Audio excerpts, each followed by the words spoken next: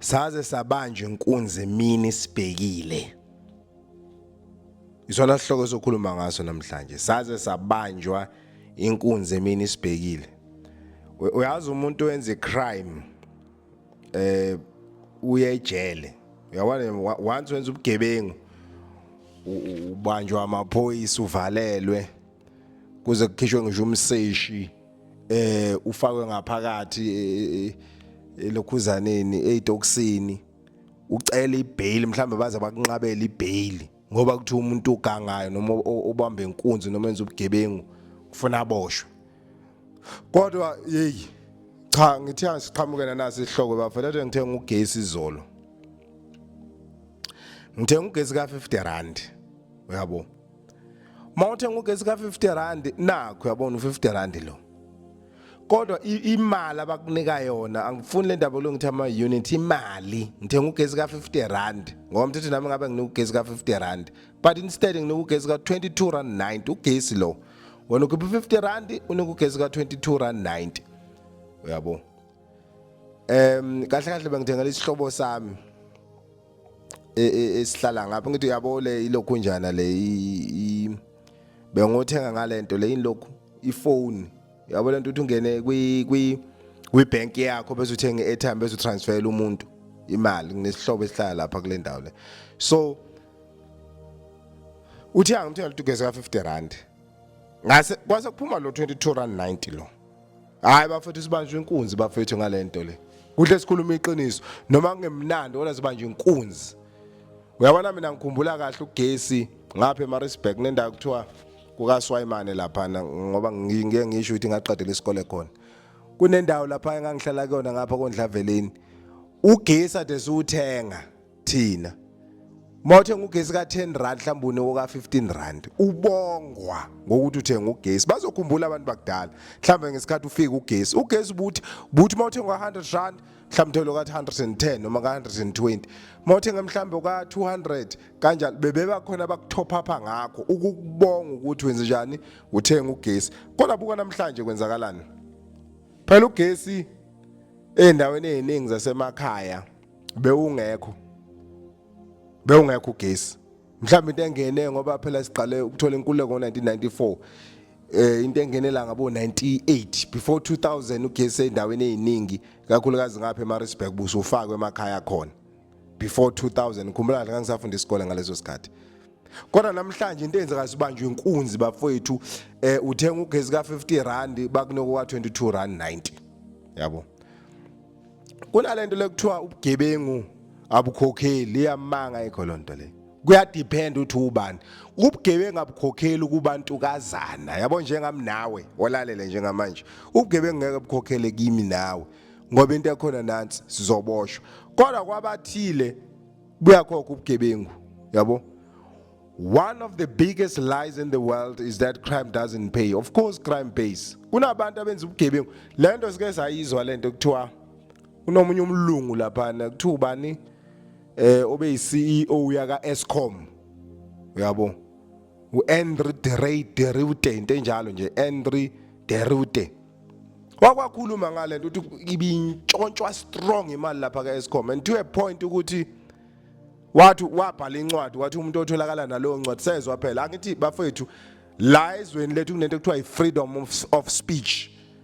Lezi zinto esikhuluma azisho ngoba mhlambe sineyinkinga nabantu abathize angithi kuthiwa izwe likhululekile phela izwe malikhululekile hayi ukuthi likhululeke ukuthi sidanse sidako utshwala sidanse sithathe ibhamu sidubulane sodwa cha likhululekile ukuthi nabantu abama intellectuals because we are house of radical intellectuals nabantu abama intellectuals njengathi bake bakhumbuze labantu abadansa ulalelani la yabo ngoba nidansa nje nizozala izingane yabo nizozala izingane nife ni abantu abadansayo uyabo. Lezi ingane zenu sale zisenkingeni funa sidanse sibe sisebenza umqondo uyabo nazi into esidila ngayo ngakho singahlukana nale emblem ukuthi umuntu uphila lento ekuthi umqondo ufuna isebenze. Kodwa kuyenzeka ke kube dark la engqondweni thina size nakho yini isibani sokhanyisa hayi ukuthi ngoba mhlambe sineyinkinga mhlambe nje kukhululekiwe nina nesidina lonaka izinto engamela abantu benaka ayikho lonto le hayi ngoba sinesidina uyabo. ubugebengu kunamanga khona lekhoti isho njalo kunamanga khona lokuthi ubugebengu abukhokheli la ubugebengu buyakhokhela bakhona abantu ababenefita ngobugebengu uyabona nje labantu labade besebenza eScom ngoba desizwe uAndrew Derek uthi kuyantshontsho lapha imali izinto ngabe ithengiswa ngo300 mangabe sekuthengwa lezi zinto zo procurement ithengwa ngo10000 yonke leyo mali mayisihambile kunento ekuthiwa i-recovery plan mhlamba ke iqalekisele nje ngalezi ihlama lezi ezisebenza mo especially ezisebenzela uhulumeni umuntu afika abe nemali ehole uyabo mase eholile ngoba vele phela mhlambe lapho uhlala uchafaza icomputer mhlamba uyiclerk noma uyimanager noma uyini lento iyona uyabo awuqilazeki njengomuntu okuyiconstruction ekufuna aqukule enzeni nokho ukuhlala eofficeini uchafaza icomputer khulume nefoni uye meetingini upakuphakela ukudla nalapha emeetingini udle uyabo mhlawumbe uhambe etoilet uphinde udle futhi ntambama uyalala bese uthi hey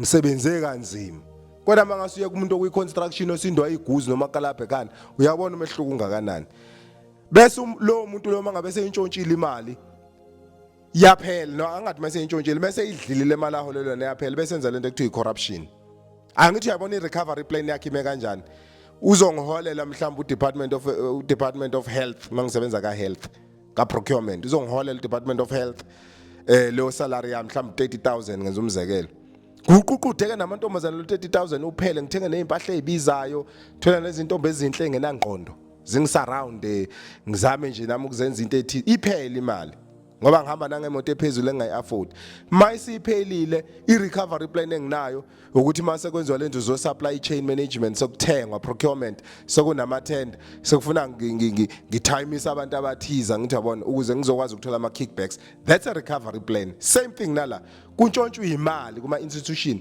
kulezi zinto ekuthiwa ama state owned enterprises yabo SOEs state owned enterprises njengoba phela uyabona nje uEscom Telkom okay usafu Telkom but izinto efana no Transnet o Sportnet o Eskom o SAA and so forth zonke lezi zinto zibizwa ngama state owned enterprises so makwenziwa icorruption kulezo indawo lezo yabo uthi ngithi ku lower down kancane uyabona makwenziwa icorruption angithi siyenziwa icorruption yantshontsha imali labantu abanepower yokuyintshontsha mayisintshontshiwe the only recovery plan abanayo ukuthi kuzobanjwa thina inkunzi ingakho sithi namhlanje saze sabanjwa inkunzi emini sibhekile kodwa akuboshwa umuntu yini bizokuthiwa yini lento le uthenga ugesi ka 50 rand bakunika ugesi ka 22 rand 90 and uyazi into ebhlungu ukuthiwa kunalento lesengiyikhohliwe kuthiwa yini lenhlangano le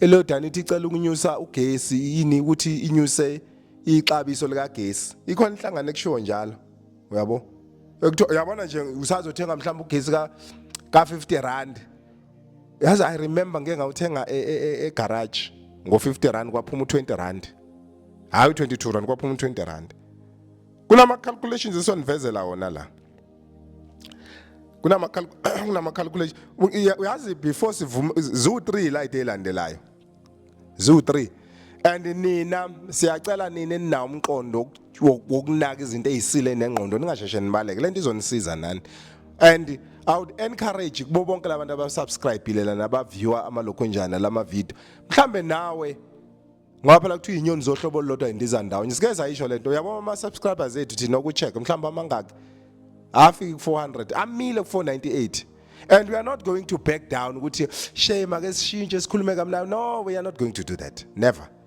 impilo ngoba siphila emhlabeni akumnandi but abantu abadakiwe nabakhonza ukudlala la kuma social network ko TikTok yonke lonto le benze ngathi empilweni kulula kanti ayikho lonto le we are struggling we are suffering so that is why we need to have a group of intellectuals ezothinta ama topic hot khona nathi umqondo uzothi ukusebenza mbijana siya kuba ihlama ezweni lethu nazo nje into esidila nayo thina ubugebengu bafethu buyakhokha kudepend ukuthi benziwe ubani kunabantu abenza ubugebengu abangaboshwa abangasoze baboshwe more especially laba bakuyipolitiki futhi le phezulu babenza ubugebengu labo bantu ababoshwe khona abangaboshwa noma ungezwe kuthiwa untante enkantolo icala lakho naliphelele emoyeni wena unganyiya ngaliphelele emoyeni futhi noma thina singabenza ubugebengu ngeke kushiwo ukuthi kuzovula i-commission of inquiry to investigate ama allegations ayikho lonto leyo yenziwa kubantu abathize wena wenza ubugebengu kuthiwa nje uyasuspect uyathatha ujikijele ejele ugijima inkantolo nje one way.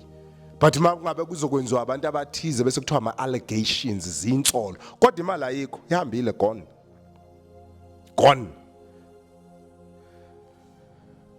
uyabona enye into esiphatha kabuhlungu ipopulation yala eSouth Africa yakhula beside ukuthi nathi siyazala angithi yabona nje kunezimali lezi kuthiwa amaqolo nani zinhle ngizokuthiwa ngathi sobhadala 500 nemali manje mawuzele yabona umuntu onomqondo omfishane ongakhanyiseliwe la engqondweni yakhe isibane esingekho la engqondweni yakhe uzokhulula azale uyabo uzozala izingane zibe ningi ipopulation yenze njani irise uyabo zonke lezi zingane mayikhula phela le mali kuthi iyaphela masula ko 18 years zizothi ifuna amathuba omsebenzi angazi ukuthi ubani ade busy ecabanga ukuthi zonke lezi ngane ezihululwa manje kufuna masezina 18 years kuyale ithola umsebenzi ebeplanela zona because let me tell you akekho umuntu oplanela le nto le ingane irresponsibility yakho yabona ngoba ilethe la emhlabeni irresponsibility yakho mina thina ezalwe ngama 80s early 90s kuhlehla kuyale emumva let's say nje abantu abazalwa ngama 90s kuhlehla kuyale emumva siyazi imali amaqolo thina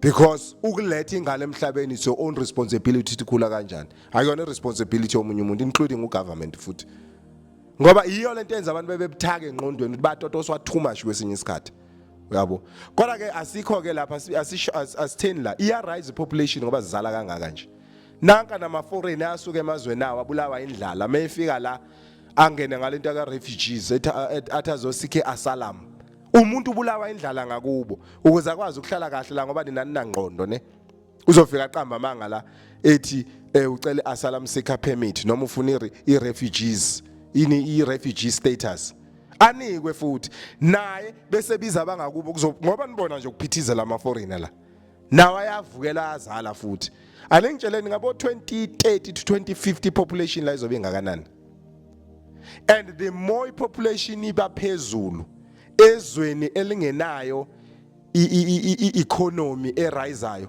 I'm telling you akucrime ezokwenzeka la shema akucrime ngiyazisa icrime usazokungena endlini ushawe la uphuca ukudla ukuthi uzophuca imali noma ifoni kufuneka ukudla okudla thula uthi nyani zobona asidanseni nje kanje ngoba sithanda ukudansa ki-December boss ki-December sidakiwe sibari uDecember sidakiwe sibari uDecember and then we are jiving and ngesikhathi sijiva lana vele utshwala ubunyusa inkanuko sizolalana noma sokhwelana nje sizala izingane sidakiwe angithi yabona lezo ngane ezala abantu abadakiwe ayina future ingane zakwethu ngifuna utshela cash ayina future lezo ngane nama foreigner azala nawo ngala akahleke wona avela avula izitolo bese eqoqa imali kini nina ngithi nihamba niyodakwa mase nidakiwe nilambe bese nifidwa ama foreigner aniphakela ukudla okunopoison nife futhi ngoba ninangqondo nazi ukudansa uyabo ukhona umunye kwasikhuza kancane wathi indlela enikhuluma ngayo ihash kakhulu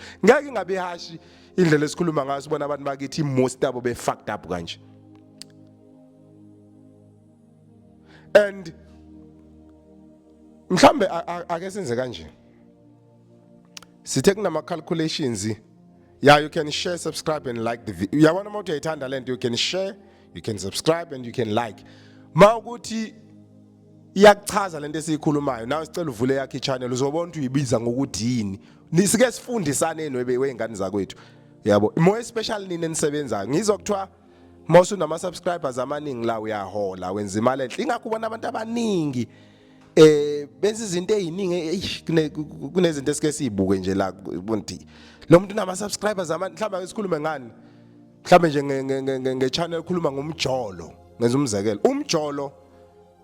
umjolo vele emjolweni vele kuneyinkinga vele kodwa uthi abantu bathe ba entertain izinto ezikhuluma ngomjolo uyabo kodwa manje bese ukuthi lezi zinto ezinengqondo engabizona abayinaka ngempela uthi abana sikhathi ngizokwenza umzekelo kune video sike sayidedela la ethi uyakhala uyakhala owajoyinisa ubutabana engazi sikhuluma ngezitabane lapho uyakhala owajoyina ubutabana engazi sase sifaka obhuti abawu2 ngoba phela isitabane indoda isuka ithandana nenye indoda mhlawumbe intombi ithandana nenye intombi leyo video leyo cishe nama views are more than 10,000 uyakhala owajoyina ubutabane ongazi. Sasa sikhiphe enye ethi musani ukuvuma ukuhlulwa ama foreign ezweni leni. Ayikafi ngisho ku 100 futhi 100 ukude mhlawumbe ayafi ngisho ila ko 50 ama views akhona 50. Kodwa buka nje into ebaleke kanjani, musani ukuvuma ukuhlulwa ama foreign ezweni leni.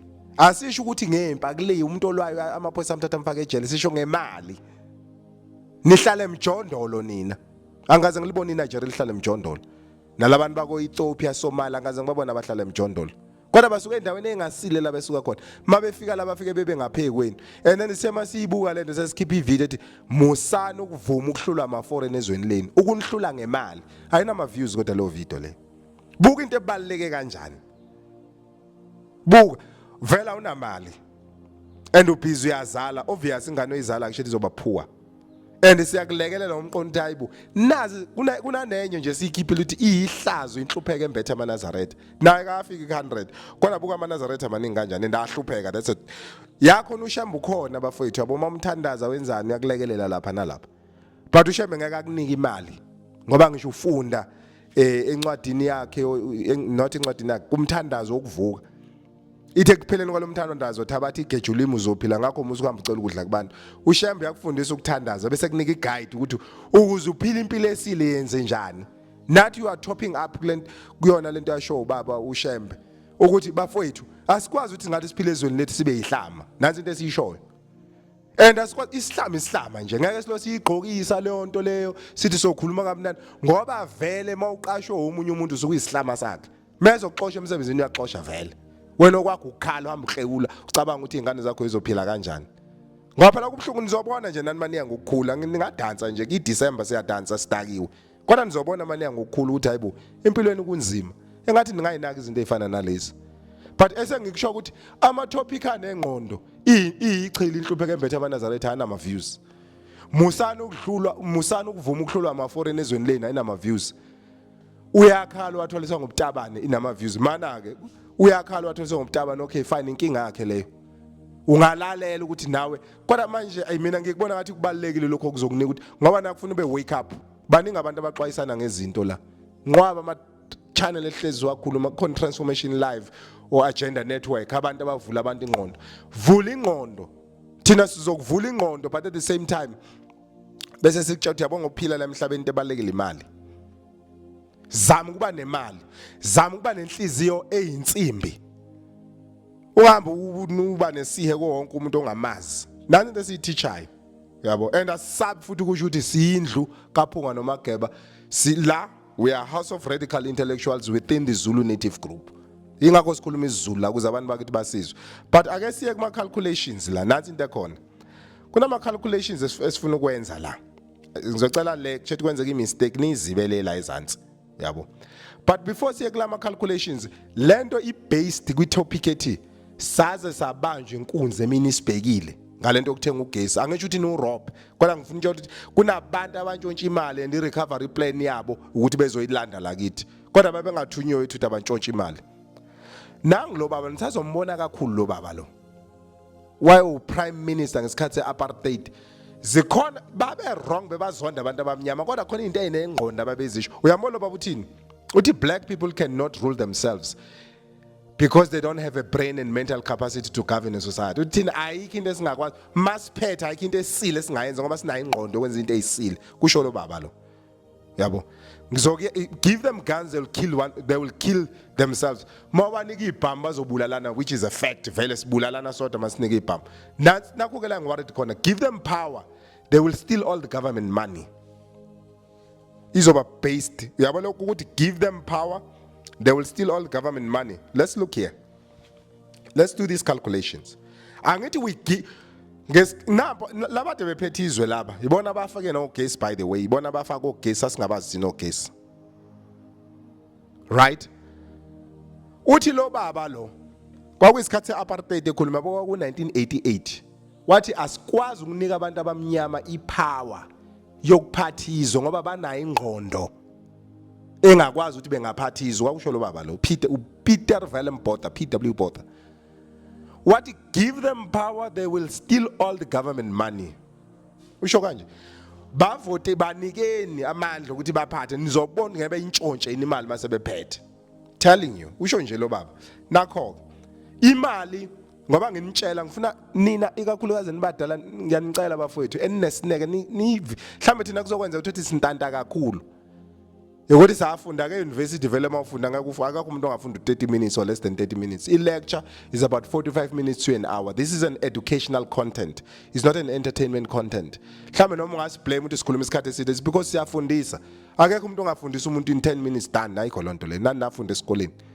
Yabo unless mawuthi angazi nje angazi ukuthi mhlambe ezweni lo Popeye ungafundisa in 10 minutes 20 minutes ayikho lonto le. So that is why we spend almost an hour sifundisa because umsebenzi wethu ukufundisa ukhanyisa umqondo ngoba lo baba esho thina sina ngqondo washo lo baba sina ngqondo so sinomsebenzi onzima wokulungisa ama corrections engqondweni yomuntu akonto elula lonto and you cannot do it within 30 minutes wena ke mawuthi uthanda ufeqa nokudansa mhlawumbe uthi sithatha isikhathi okay it's fine you can leave hambe ufequza udansa uzale ingane zoba ihlama zezinye izizwe it's fine but let's go back to these calculations. Uthi lo baba lo masnikwa give them power they will steal all the government money. Now mayisintshontshiwe lo mali what is the recovery plan? I'll tell you ukuthi bazo intshontshe recovery plan yithi bayintshontshe imali bese kubuya kuziwa la kithi kunews kuthathwa imali nayo futhi esawontshontshwa futhi I'll show you. Ngoba de ngisho ukuthi izolo lokho ngithenga ugesi ngo50 rand mina alone ngithenga ugesi ngo50 rand. Okay, la KZN population yakhona is more than 12 million. Or 12 million lo. And u50 rand imali affordable. Angifuna uthatha imali ephezulu. Mhlambe to the next calculations sizothatha nje umuntu ngifuna ukunikhombisa lento isebenza kanjani. Uyabona le video lesuni izolandelwa yenye amanye ama calculations. But singasebenzisa u50 rand mhlambe sisebenza u500 khona uzobona ukuthi abantu abamnyama babenza kanjani ubugebengu.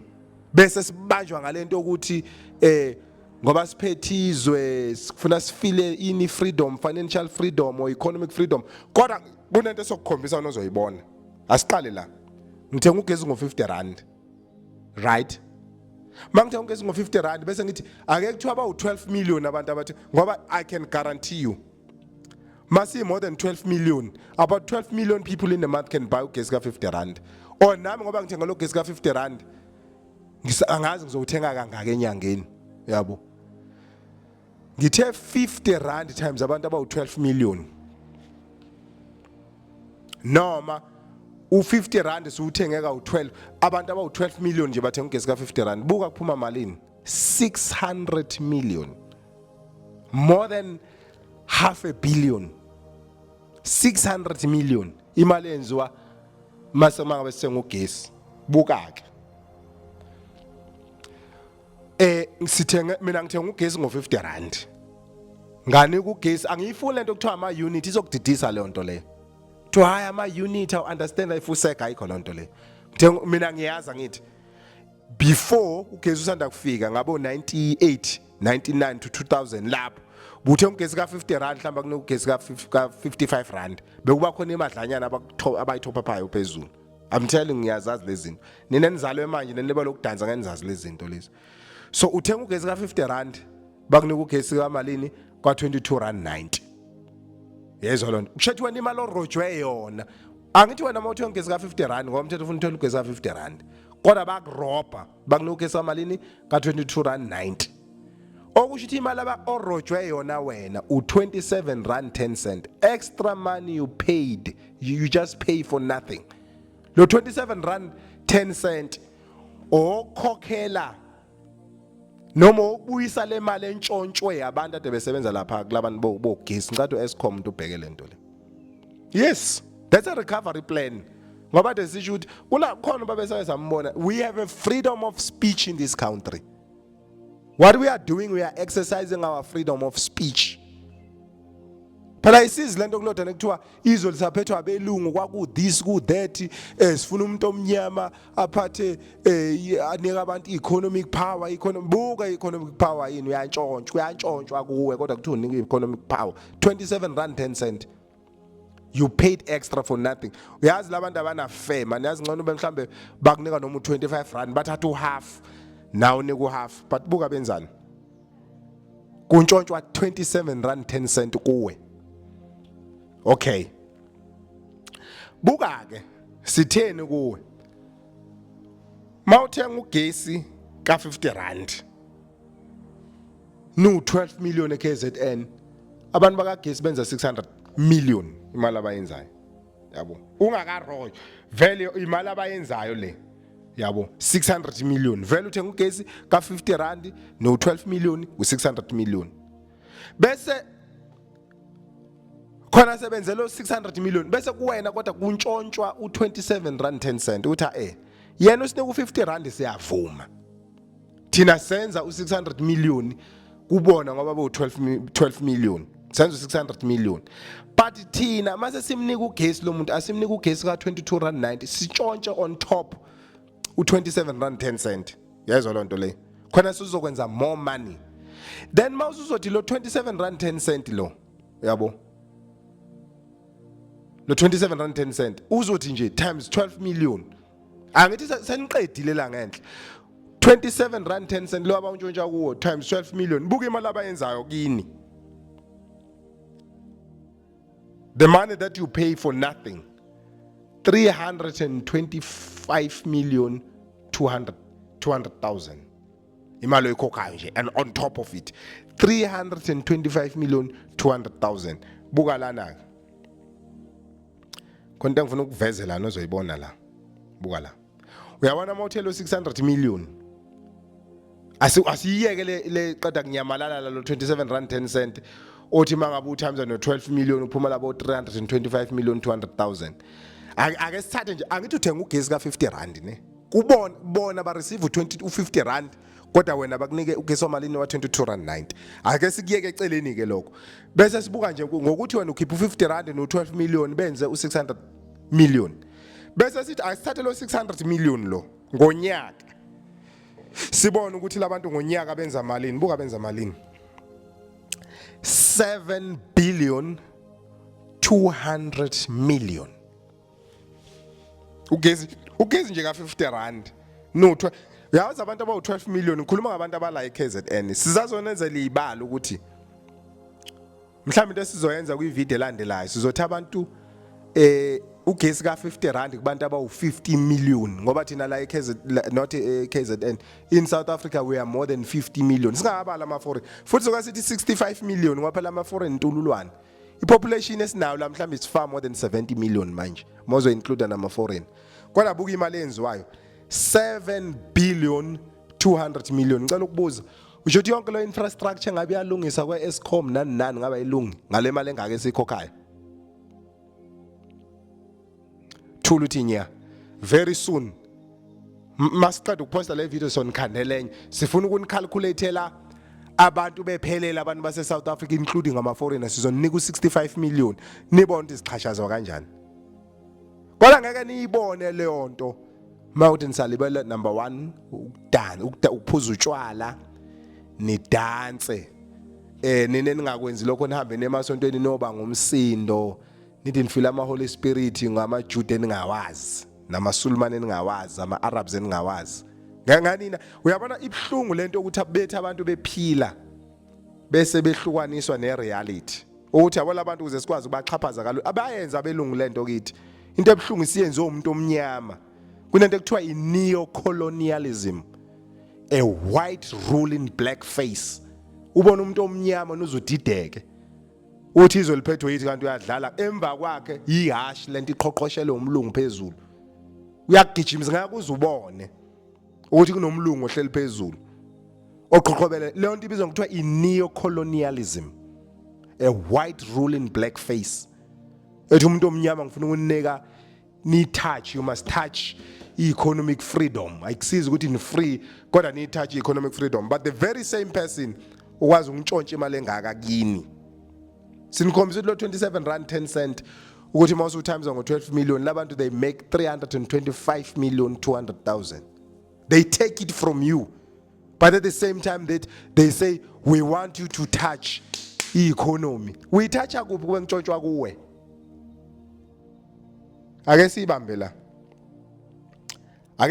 la sithi nje thanks for watching guys I-quote esonishiya namhlanje ithi darkness cannot drive out darkness, only the light can do that. Martin Luther King Jr.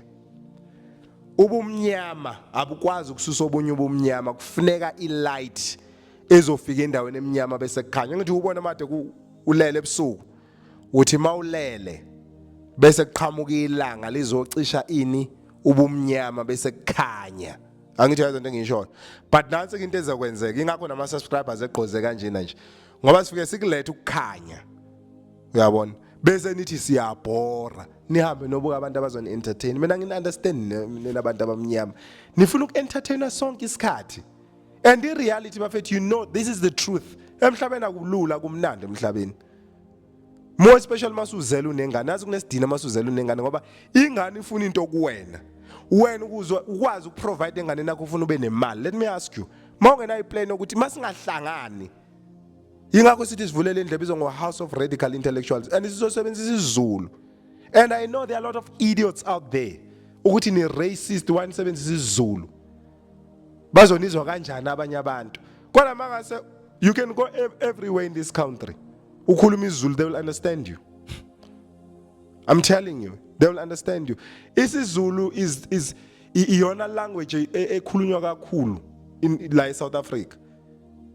But mangikhuluma nabantu mina ngifuna ngikhulume English. Ngoba ngakhuluma English ngilo ngigqamisa ukuthi sikhuluma isiZulu samaZulu bese kuthiwa ngi-racist.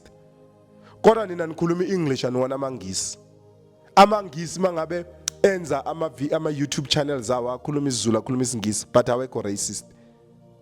Ave si cheap engqondweni bantu bakithi abamnyama. Bafowethu bekuyilokho nje uthathe sabanjwa inkunzi emini sibhekile. Besicela la ngoba bathi mawusuphuza utshwala ukwazi ukuphuma kubo, mawusubhema ugwayo ukwazi ukuphuma kubo. Isonto ke ngiyalazi lento is a brainwash camp izokubulala ingqondo. Lento amaBhayibheli namaQuran yonke la izokubulala ingqondo lento. Ufuphila lento ungcono nomuntu obhema insango obeyambamba imdedele, uyabo.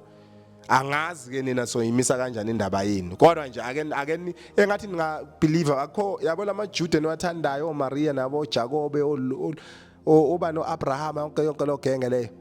Khulekani ngayinisize ngalutho ne. Okwenje noma ningabathanda it's fine, mhlambe niyazi nibenefitani ne. But abantu abanjengathi abazofika bezonitshela iqini ngaloda nenithi nilinda uJesu uzobuya, ayikho into azoyifixa. Labantu ba fucked up kakhulu man. And by the way bama Illuminati bama Satanist, yabo. Umuntu oyisatanist uyini umuntu ofephila, because ngesikhathi ujoin Illuminati you sell your soul ukuthi njengamanje sengizophila impilo engeyisiyo. Unembeza ngeke ngisaba nawo. Labantu abagcwele le kuma powers egovernment nani bama Satanist most of. That is why they show this but benze the total opposite. That is, we will give you economic freedom, you must vote for us because you are black people like you. We will give you economic freedom. At the same time they are stealing from you. But bese besizwa lama programs afika nabelungu ukuthi labantu bafuqeni ngotshwala, abangafuna ukudakwa bafuqe ngeBhayibheli nangamaQuran yonke lento lena. Okha ontamo olukhuni abanjengathi abazonicacisa umqondo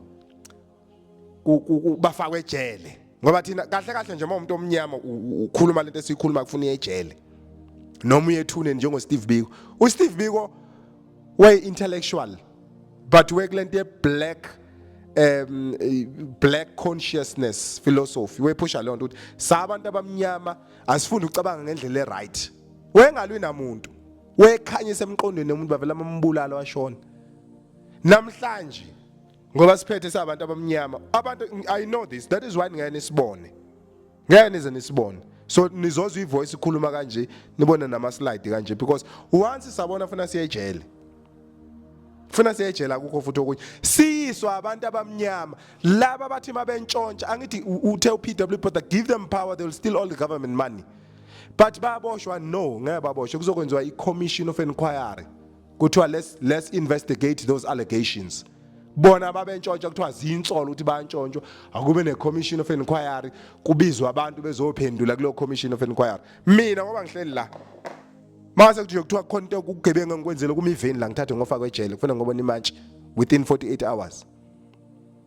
And nakhona ukuthi ntshontsha imali engekho buka nje imali ethathwa kithi. I've shown you the figures ukuthi like KZN masu 12 million sidinga ugesi ka 50 rand labantu aba receive leyo mali they receive 600 million, but bona bese besinika malini u22 rand 90 kuleyo mali esibantshontsha lokhunja no27 rand 10 cent. Imali abayiginayo ngokuntshontsha kithi 325 million 325 million 200,000 they steal from us, but ngibuze bayayena ejele ngeke beze beyilapho.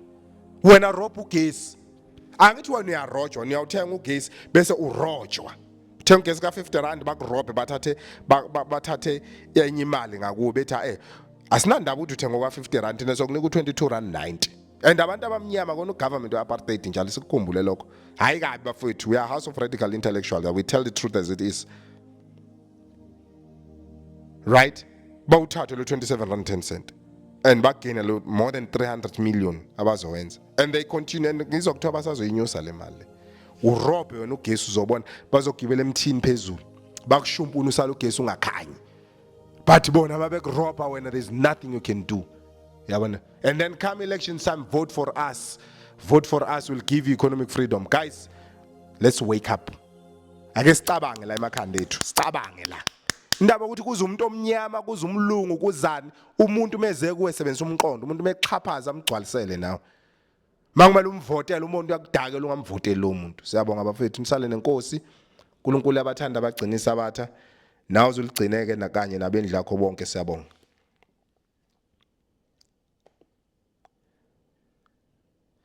Let's put this video.